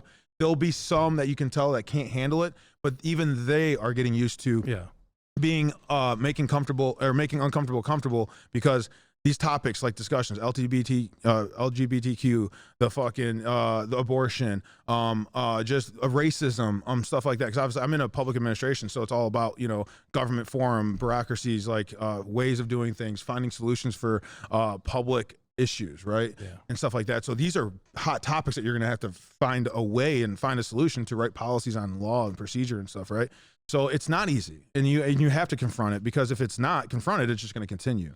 So these are big things, you know, for me. But overall, like I said, man, if I was going to go back to that question, you know, what made me find that? It was really just kind of like the baseline origin of my life. You know, I mean, you remember, like, it was just, you know, watching my mom, the way that she was doing her thing, and growing up, and especially in an all white neighborhood, I was the only black kid. So there's lots of competition. The funny thing is, like, growing up, like none of that shit. Like I didn't put 2 and 2 together. No, you know absolutely what I mean? not. Like, yeah, you don't know what I wasn't you're like doing. this is my black friend. Yeah. You know, like, for sure. Yeah, especially us. You know, yeah. we mentioned Osama before. Yeah. I wasn't like that's my this is Middle Eastern friend. Yeah, no one thought like just that. like you were my friend. Yeah, You know, that's he what I was my talking. friend. Yeah, like when and Shouts out especially Osama. Osama. Yeah, Osama. not Bin Laden, but the Musa type. Musa, bro. The Musa type. Yeah, the Musa type. Marhaba, bro. Yeah. Shout out Wallah, to yeah. Feed the Wallah. Bimuk. Yeah. I don't know what the fuck that means. Bubba.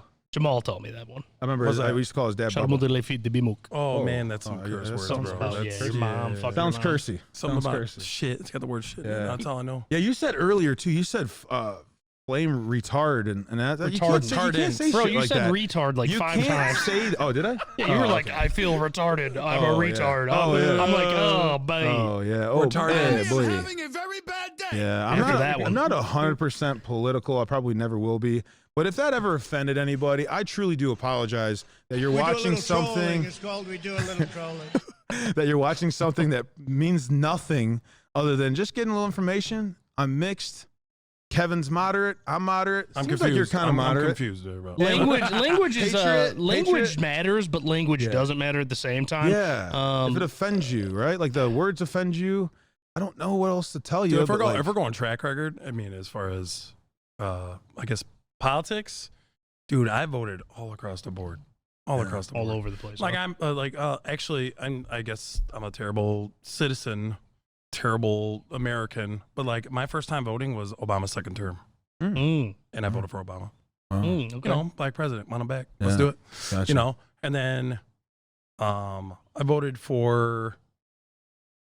Who was the first person I voted for? Oh, Gary Johnson, Libertarian. Gary Johnson. Yeah, Ray Johnson. That was my first vote, and then this past year I voted Trump. You know, and it was comparison, dude. It's like, Yeah, you're white male. You had to, right? no, that ain't Nothing to it. do with That it. ain't it. It's No, I'm like, just fucking around. I mean, I guess You're I, a white male. I You're didn't- I racist. didn't want this. Black men yeah. voted for that guy a lot. That's impossible. a lot. that of is black Dude, men. I'm impossible. telling you, Tulsi Gabbard, all day, Oh, man. all Gosh, man, fucking yeah. day, bro. Yeah. Well, we Very talked cool. about this. At the Yeah. end of the day, if both parties decided to stop being ran by the extremes of those parties, we would then come to this not even middle ground, but just policies that we can all appreciate. Yeah. And then pushing it by people that we can all respect. There you go. Respect. All right, I got something for you. Let's hear You it. want to unite the country? Tulsi Gabbard, president. Dan Crenshaw, vice president. Ooh, nice. That's a slick. I mean, People- we're talking I- both political parties. Well, you know, the in the same conservatives, capital C, have been really hammering on Dan Crenshaw because of a lot of this voting.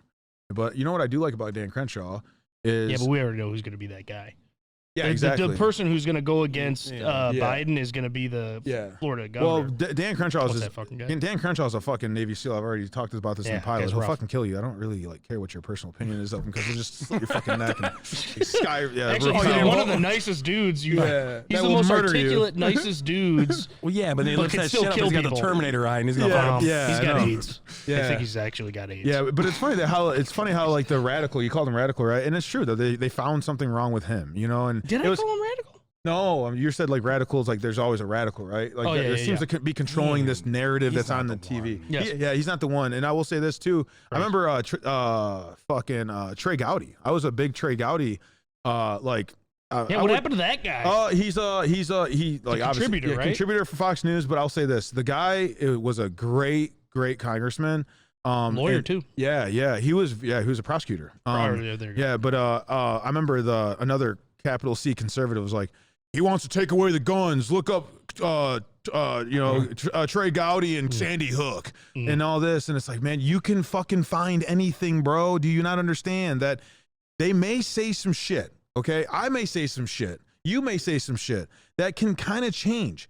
You know what I look for when I look for people to vote for? I look for people who are fucking listening. If you're not changing, then who the Yeah. fuck are No. you? Yeah, You don't exactly. vote Like like you're you just would- one way that your whole life, you know, People you're that gonna vote learn party things. line. I can't. Yeah, stand I hate people that do too. it. I bugs hate the that fuck too, out of man. me. Yeah, Democrat, Like Republican. I fucking, think, like my vote ticket was like all across the board. yeah, Democrats, Republicans, yeah. Libertarians, fucking Tea Party, whatever the fuck. yeah, You know what I mean? Like, you really gotta see yeah. what you're voting. Like, What's and a everybody lazy looks, way of voting? You know, just titling it. No, for Yeah, sure. Yeah, Like, you just it's- title it. I I mean, select it's- that one that I titled. Well, you know, the fucked up thing is on like Comfort. on the slip, dude. There's like a vote party line. You can just fill it in. That's yeah, so no, fucked. that's do the fucked fucking up. rest. That's So fucked fucked up. Yeah, Like that's that fucked is up. lazy. That is That is so fucking motherfucking lazy, yeah. bro. Yeah, that's unpatriotic. That's unpatriotic. Oh, that's the complete opposite. Next year, there's going to be a just vote for me tab. Yeah, just for real. like, Yeah, for real. No, seriously, because like nobody gives a shit. Yeah. All they care about is like the president. They don't give a fuck about like local levels or city. No, not at all. Oh, and guess who's going to affect you the most? That local level. Seriously. Local level. Exactly. City probably won't do too much because those are typically pretty chill. Yeah. But that local level is important. Yeah. They can be. They can be. It's as long, you know. Like your just first line supervisor, bro. Yeah. Just like your but first line supervisor. you're more likely, not that I'm a part of any, but if you're part of an HOA, you're more likely to get fucked by them. Yeah, there you go. You know what I'm saying? Hold a lien against your house. Oh, no. Not a lien. Like, I remember just thinking to myself, you guys are all fucking full of shit. You know what I mean? Like, oh, cool. We got a nice fucking house. Like, now everybody's got a nice house and we all got to look alike. It's like always some crazy it bitch always in front of me your house. It reminds me. Must have been a woman, and I don't listen to women yelling. I tell them to shut up. It reminds me of Edward Scissorhands. Sorry, I had to do that. Edward Scissorhands. Remember, like the fucking structured Yes, house. Everything was yes, like cookie cutter. yes. You know what I mean? Remember he started Tim like Burton, dude. Yeah, Shouts remember, out. Yeah, remember when he like started fucking around with the dog, cut the hair of the dog, and then he cut like he started with the bushes. Yes. And then he cut the dog. Yes. Yeah, that was fucking cool. He man. moved on to those Yeah. pubes, dog. Yeah. I'm going to swing back into my question real quick. Okay. So you brought up fatherhood. Yeah, Right? Fatherhood. That is perfect. I'm telling you, that is probably one of the best examples. I'm going to go ahead and rate that fatherhood is probably more important than being in public safety. Oh, yeah. It is Yeah. probably one of, I don't want to say shittiest, but is one of the most shit on titles. It is, yeah, especially today. So undermined.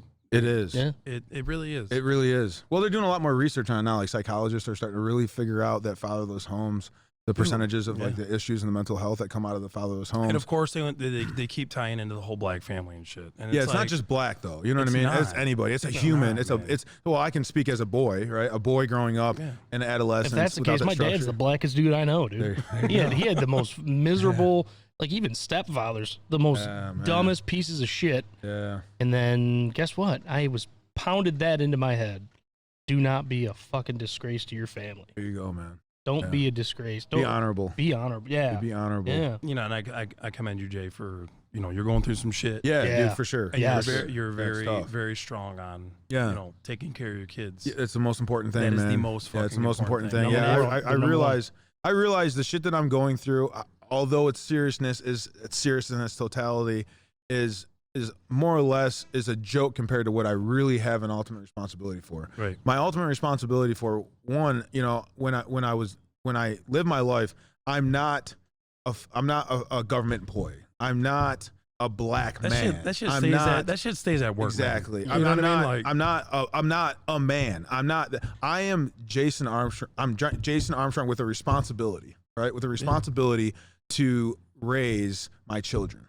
That's what I am. Yeah. You know what I mean? Because that's who I am. And then there's nothing else that can define that other than what that is, right? So you could be a leader at work. Yeah. You can be you know, an advocate or whatever. Yeah. When you come home, the biggest, most important thing is being that fucking role model for those kids. Yeah, absolutely. You know what I mean? Absolutely. Every little thing you do. Yeah. Right? And I could say this, I'm not perfect. I got 2 children.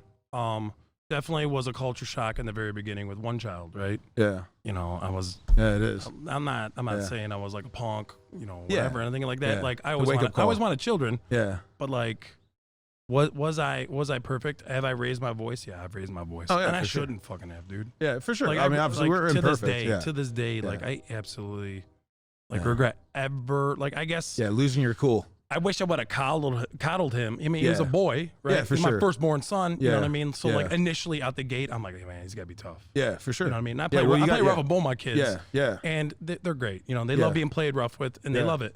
But I'm saying, like, outside of that, like, you know, I've raised my voice. You know, I've lost my cool. Absolutely. And I Yeah, wish everybody I've does. never shown. absolutely. I never it's the biggest showed that regret you side, have. dude. Yeah, yeah. When you're laying in bed at the end of the night, like, fuck, I should've Nobody done that. teaches you this shit. Yeah, I know. It's not written in a book. It's what's- not. You know, And I'm gonna it's tell you what's worse is, and it's like a circle.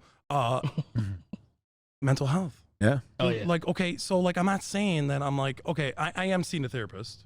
Yeah. Right. Mine is more for ADHD. Okay. Okay. Yeah. This is more recent news. Yeah. So for ADHD, this shit I've been dealing with since a kid. Yeah. You just I've always now been a recognized spaz, it. I've always Yeah, been you just recognized labeled it. an idiot, Yeah. weird, energetic, Yeah. hyperactive, whatever. Dudes at work call me crackhead. Yeah. Yeah. Like, dude, Yeah. I'm out there. yeah. It's personality. You know what I mean? You know, it's personality. Up until children, I was able to cope with it pretty well. Yeah. It is not fucking difficult, but it is hard. But for sure, man. It is Life's hard tough, to dude. deal with who I am. Yeah. And now you're throwing in children. Yep. So like, and this is why I'm going in the therapy. Yeah, now. for sure. You know, You my know, wife what wanted you me have to. to do. You know what you have to do. You know what's right. You know what's wrong. You know what's going on. And as long as you're putting in that work, I can say, especially when I was a husband, if I see my partner that was putting in the work, well, yeah, You're for still sure. hubby material. Yeah, for sure. Oh, thank you. Appreciate that. Yeah, I got you, bro. yeah. We can be partners. Cut. It is cool. Cut this. We're gonna But 5-minute break. Yeah. So no, yeah, I gotta save that. Gotta save it for I would just say those are pretty strong words to say that you. I wouldn't say you were saying you regret anything, but to always remember that, just like you're saying about nothing grows under comfort. Yep, nothing grows times. in the comfort zone. So your kid's never really going to learn how the real world is because not everybody is raised to be perfect. And I'm not saying that's what you're aiming for. Yeah, for sure. No. But Yeah. it's similar to what I've said in a previous podcast we did. It is good to engage in disagreements in front of your children, raising your voice, because guess what that also gives you an opportunity to do? To apologize, to assess the situation with them, and say, "Hey, I should have done this differently." Even if he never understood. Yeah, for sure. He's like a 2-year-old or whatever, 1.5 or whatever. Yeah. Like when he was Great really habit. little, dude. There's been times where like it was almost like, if you want to call it, it's almost like when you're praying to God. Yeah. Like I felt like I was just saying stuff to say it, Yeah. to get it off my chest, dude. Yeah. And I held him in my lap and I held him in my arms. Yeah. And I remember just confessing everything. I'm like, I am so sorry. Yeah, like, for I sure. love you so much. Yeah. And like, it helps. there's It like helps. tears that came to my eye and stuff, and it's like, I don't want to feel this way. Yeah. You know? Yeah, for sure. And It's not. It's human. Yeah, for in sure. a sense, because we have emotion. Yeah, exactly. We have emotion, and another thing too is we make mistakes, and you have to accept the fact that mistakes will happen. Right? Oh yeah, mistakes will happen. Now that doesn't mean to be lazy to the fact, but the fact also falls directly in line with you have to address it when it does come, and as long as you're doing those things, you're perfectly fine. It's very healthy. Oh, man. And I'll say this too. I kind of wanted to hit on this too. You know, it's a lot better in this existence to have someone who is Kev was speaking on it a little bit, but I'll say this phrase. You want a warrior in the garden. You don't want a gardener in a war. Yeah. In this life, man, and I wish it wasn't this. I wish it wasn't. And it is kind of what it is. I hate saying that phrase, but it's so true. This life is tough, man, and it's only going to get worse before it gets better. So I rather have children that are raised into adults that have that mindset, that understand that mindset, that quote that I just said, because you can tame your garden, but when you have to be a warrior, it's time to be a warrior. Rise to the occasion. Exactly. And again, it goes back to that making uncomfortable comfortable. You have to get used to these things. These are natural things that are going to come. You are going to be born, and then you're going to be hungry. Eat, because if you don't, you will die. All right, and that goes for anything in life. That's the biggest, more ways than one. And for individuals who think the stuff that I go back to, just the patriot in me is the stuff that's funny in this government. It's not funny. All right, all this stuff that you see is not funny. Okay, it's the biggest disgrace, I think, at this point in time that I've ever seen it. And that even goes for the elder. Like, my mom is 69 years old. She said it. If you ask people who've been around the different presidents, this is a disgrace. Oh, we're in a cold civil war. This is a disgrace. Sure. Yeah, this is a disgrace. And it's what's even more disgraceful is how the public is perceiving this without any type of, let's do our republic a favor. Let's do what we have to do. Don't break laws. Go to the Capitol. 1.6 million. Times it by 10. So that way you show we just want to be confident and trust in our public, and our public servants. We want to trust that when I go to the ballot box, it counts. It's very basic. I remember this, and I'll say this, and this is very important. And I want this on public, and I want this on YouTube, I want this out there. This is the craziest thing for me as a professional, is when the Attorney General for, I think it was Georgia, was talking, this was even with Trump, and then he was at that hearing. they talked about Trump saying that there was 5,000 voters, right, that were dead and voted. Remember this? And then he said something, there's 10,000, right? Okay.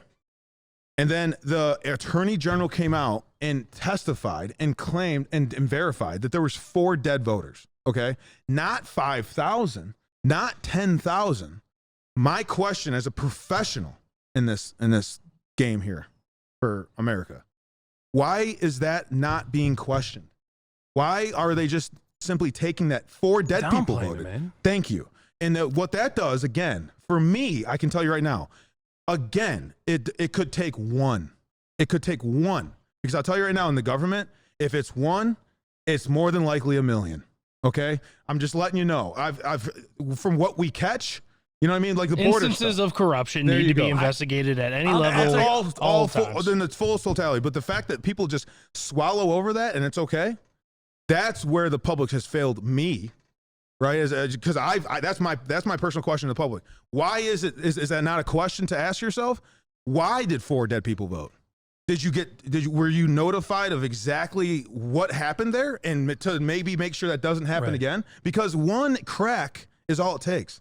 And then you lost public trust. That's one crack. That's it. I need the unsolved mysteries. The thing going right now, dude. Yes. And I'm passionate about it because it's serious, man. It's as serious as our job. It'd be the same as if I lied on on one of my reports. Why did Jason lie? Right? Once you lie, you lost all credibility. You're done. You're Giglio. You're done. I didn't punch him 10 times. It was only once. It's only once, right? That's it. Yeah. I wasn't negligent. Come on. Come on. Have sexual relations with that woman. Yeah, because sexual relations to him was, the thing into the vagina thing, not in the mouth thing. Not the mouth. Not in the mouth thing, right? Well, hey.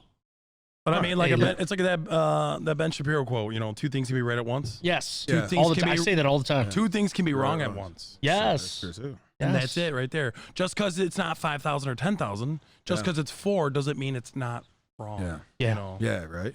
It was kind of funny. That was actually Joe Rogan, but like my first actual solid podcasting was always Ben Shapiro, dude. Oh, yeah. That's how I started. I had to get off of that. Dude. I had to get off it for a while because once you indulge too much of your own thoughts, you have to level. I personally feel I have to level myself off. That doesn't mean I go and listen to, some wacky stuff that's like far left. Yeah. But I guess I'm just not on the religious shit.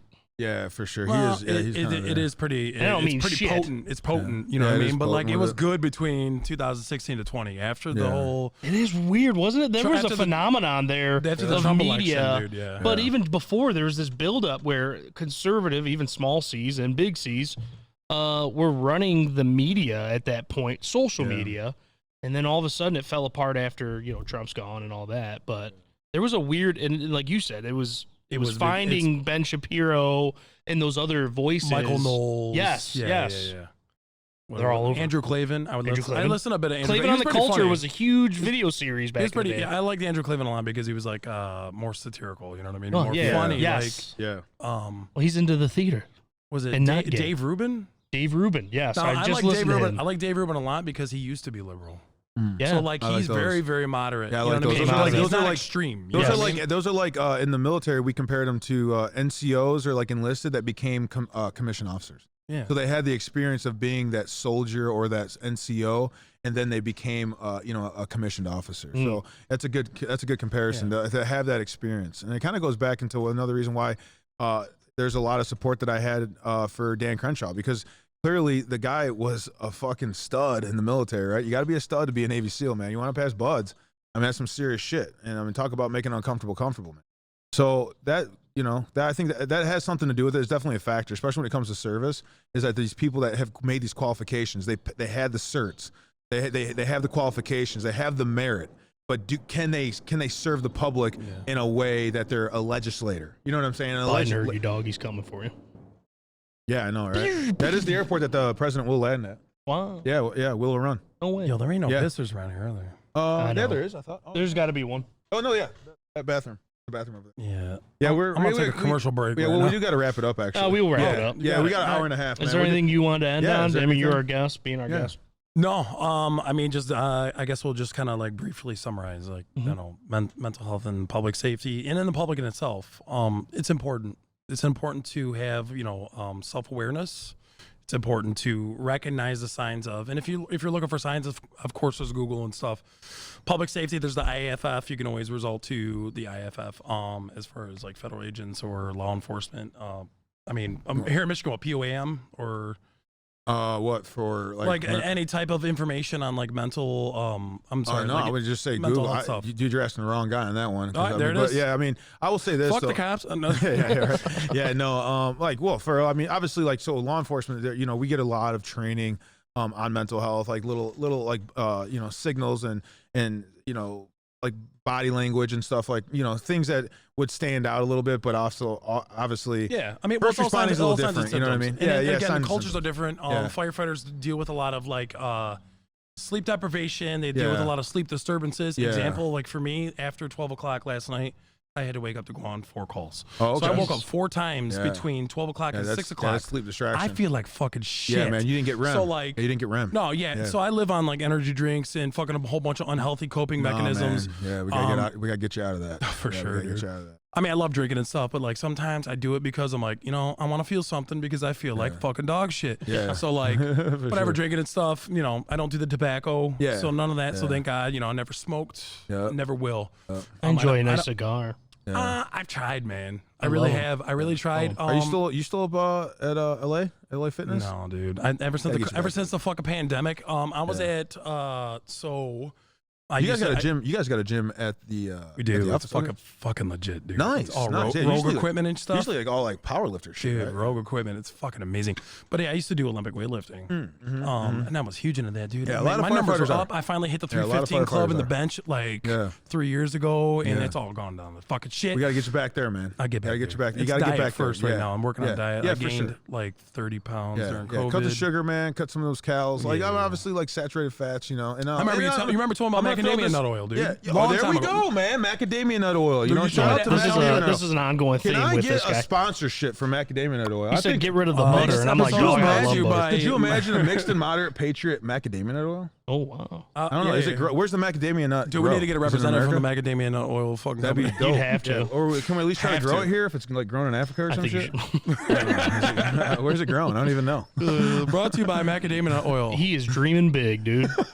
Right now we're in a fucking park. I should be in a full-blown studio with multiple cameras. Jail. Brought to you by cholesterol meds. Hey, I've seen him creeping a couple of times. Dude, I told you. I was like, goddamn, here it comes. They're gonna stop. I know, we're right next to the police station. I'll just film it, dog. I don't give a fuck. Yeah, man. Yeah, we'll do an audit. First Amendment audit. Yeah, shout out to what is it? Long Island audit, and then fucking what is it? Lackluster. I talked to the guy Lackluster. He's got a YouTube and Instagram and all that stuff. He's really cool. I talked to the guy. He was actually ex-military. I think he was like intelligence or some shit, chemical. Really cool dude. But he started this audit, like the police, like video thing, and Lackluster they call it. He does a lot of cool shit, man. I reached out to him. He called me. Cool dude. Yeah, it was like moving to California and doing some other cool shit. But yeah, man, shout out to Lackluster. Yeah. I'll send the rest of my stuff actually. Yeah. Yeah, when I go through litigation. When it's finalized. Be aware. Keep your mental in check. There you go. Protect yourself before you wreck yourself. Yeah. Yeah, and also talk to somebody. Yeah, also understand that when you do those things, you're only supporting your country and your countrymen because we want to be a patriot. Hell yeah. What about you, Kev? Last word. Social media stuff? You want to throw a shout out to your real quick. I'm good. Well, do you have social media? Yeah, I don't care for it. No, okay, that's all right. Listen, nothing against it. It's just like my Facebook's mostly used for like work stuff, local shit. Yeah.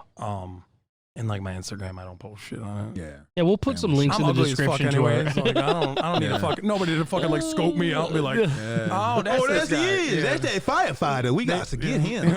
We'll put it in the description. We've got an Instagram at Mixed and Moderate. Mixed and Moderate on Instagram. Yeah. And then there's an email if you want to reach out to us. Anyone that we may not know who wants to get involved. again, I like this first guest, that second one in. Yeah, thank you for coming in. Yeah, really, I appreciate More it. than happy, more than happy. Actually, if you want me again, come on. No, I like that. For sure. I like that Bring idea. it on. I'm in. I'd like to get some more. I'd like to get something. I'd like to get some law enforcement. I got a Something lined corporal. up? I got a corporal with Washtenaw. Oh, cool. Okay. Yeah, cool dude. Yeah. Okay. Tom. He was a football player for University of Michigan too. I might have someone out of state where we could do some kind of call-in thing. Yeah, we can do a lot of stuff. You know what you guys got to make is a Discord. Yeah. Make a Discord. I like that. That is the new. There is. It's something I've been you hearing wouldn't a lot know. about Listen, that. if you guys do like a live session, like they have like Yeah. like the voice chat or whatever, do Okay. a live session, you can have those people. I like, you game, can so I know all that shit. Yeah, Okay. so like you Cool. you can unmute them and have them make comments. Oh, Dude, I'm telling you, that that's- sounds Bring it cool. in. I'm If we totally get down. to that point, Yeah, like guys- live. There's a Growth. live session. Yeah, Listen, yeah. the reason why I even reached out to Jay is because I have faith in you guys. Oh, It's thank like, you. know, listen, like I've kept up with Jay for a long time. Our you know, first since supporter. elementary. Well, No, sure. and this is my first time meeting you, so you know I definitely wish for your success too. But Thank you. like I've always enjoyed watching you grow up. I guess Yeah, if you man. will. Like I'm Ditto. not like better than you. Yeah, but ditto. I'm just saying like I love watching people I care about Yeah. succeed. Ditto, Yeah. man. Ditto. In a good way. Yeah, for sure. You know what I Yeah, mean? I Not remember like, always I don't catching wanna- up with you and I don't want to stuff. see people fucking like, hey man, I'm selling this coke now. and I'm Yeah, fucking, dude. I know. I'm like, I do you know, sell Coke though. Just Coca-Cola. and just scratch You that thought thing. you had me, didn't you, Feds? You thought you had me. 1 hour 40 minutes in. Edit that. Oh man, it's a disclosure. No, but that's it, man. Like, man. no social medias. I totally am full support, so I'm glad I can do this. Yeah. I will definitely do it again. If you want to make it like a 2 bears 1 cave thing, I could be in the background just Yes. fucking laughing. That's fine. No, we're gonna. I want to do one where we're actually involved in a studio setting. We'll break out some good drinks and Done deal. Yeah, and have fun.